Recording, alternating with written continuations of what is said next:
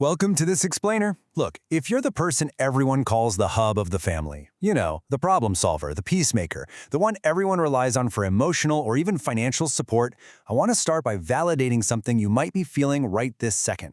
You are probably exhausted. Being that dependable person is an absolutely incredible trait, but man, it can totally drain your emotional reserves. Today, we're going to explore exactly why that happens and introduce you to the ultimate toolkit for protecting your emotional energy and getting your peace back.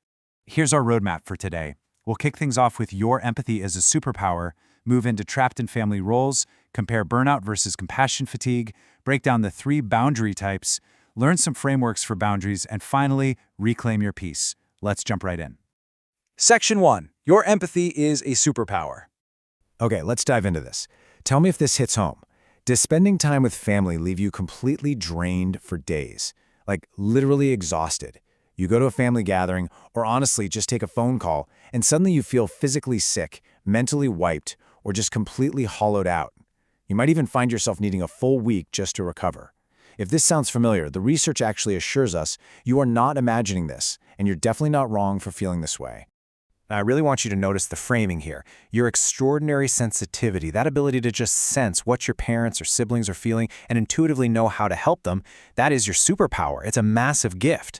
But every superhero has a weakness, right? Superman has kryptonite. For you, toxic family dynamics are your kryptonite. When you use your superpower with your family without the right shields in place, it doesn't energize you, it totally depletes you. We're not trying to get rid of your superpower, we just got to learn how to protect it. Moving on to Section 2. Trapped in family roles. When we look at family systems theory, one of the most surprising dynamics we see is sibling codependency. We usually think of a tight bond between siblings as an inherently great thing, and it usually is, but it can cross a line. Sibling codependency happens when the boundaries of individuality completely blur. Siblings start relying way too much on each other for emotional or even physical support. What starts out feeling like a comforting bond actually ends up trapping both people. It puts a total freeze on individual growth, personal autonomy, and true independence. Then there's another incredibly common and honestly really destructive role, the identified patient, or IP. This is the clinical term for the family black sheep or the scapegoat. In highly dysfunctional families, the group unconsciously picks one person to take the fall for all the family's chaos. Basically, instead of the family looking in the mirror at their own flaws, they deflect the whole shebang onto the identified patient. They label them the problem child who needs fixing, which totally masks the larger systemic dysfunction of the whole family. And hey, if you've ever felt like the black sheep, just take a look at this list. These are the completely arbitrary reasons someone gets cast into the scapegoat role. It could be your birth order, your gender, your appearance, or even just your level of intellect or athleticism. It's wild. The family system basically latches on to some random trait that makes you slightly different and uses it to ostracize you. I really want you to hear this loud and clear. If you are the identified patient in your family, this labeling is absolutely not your fault. It's based on factors totally out of your control. All right, Section 3. Burnout versus compassion fatigue. This brilliantly illustrates a really crucial clinical difference. See, caregiver burnout is the state of physical, emotional, and mental exhaustion that develops really gradually. It's the slow burn result of prolonged stress and juggling endless tasks. But compassion fatigue, that's the cost of caring. It can hit you suddenly, like a ton of bricks. It's the direct emotional toll of absorbing someone else's trauma. And the real hallmark sign of compassion fatigue is actually losing your empathy. You might suddenly feel totally detached, numb, or even indifferent toward the person you're caring for. Spotting which one you're dealing with is step 1 to finding relief. Next up, Section 4. The 3 boundary types. So how do we actually stop this burnout and protect ourselves against the kryptonite? Boundaries. Personal boundaries are the ultimate shields you need to put in place.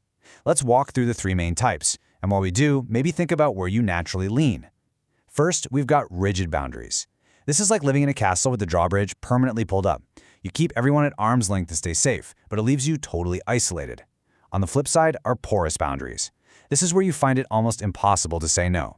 You're constantly prioritizing everyone else at your own expense, which is just incredibly overwhelming. And finally, the sweet spot. Healthy boundaries. This means clear communication and protecting your needs without a single ounce of guilt. To summarize the ultimate goal here, a healthy boundary is flexible enough for connection, but firm enough for protection. You're not building a giant brick wall to block everyone out. You're just installing a door with a lock that you control. It lets you have meaningful relationships while relentlessly protecting your self-respect. Which brings us to Section 5, Frameworks for Boundaries. Let's get into some highly actionable stuff. Think of the S.A.F.E method as your go-to 4-step communication strategy. Step 1. Specify. Pinpoint exactly what makes you uncomfortable, because precision prevents confusion. Step 2. Assert.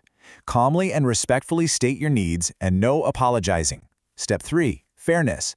Acknowledge where they're coming from so the boundary feels balanced and respectful. And Step 4. Enforce. Honestly, this is the hardest part. You have to consistently remind people of your boundary every single time they test it. Consistency is what trains people on how to treat you.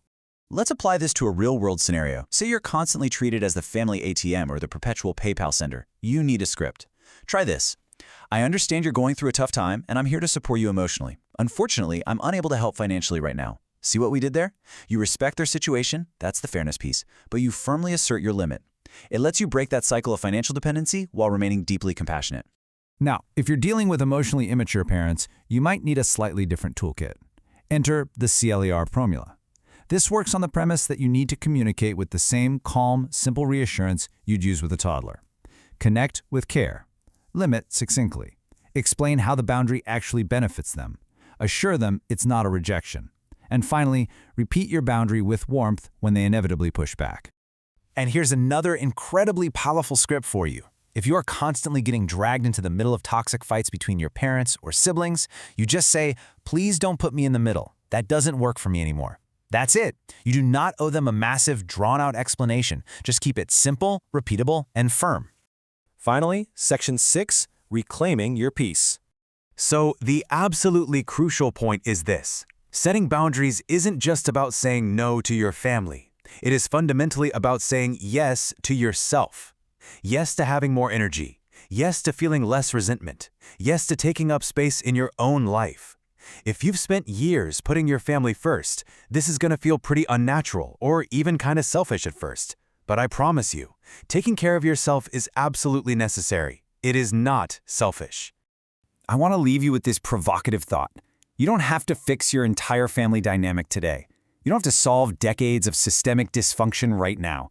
But I challenge you, what is one small, actionable boundary you will set this week? Just pick one. Practice your script, enforce your limit, and take that very first step toward protecting your peace and your superpower.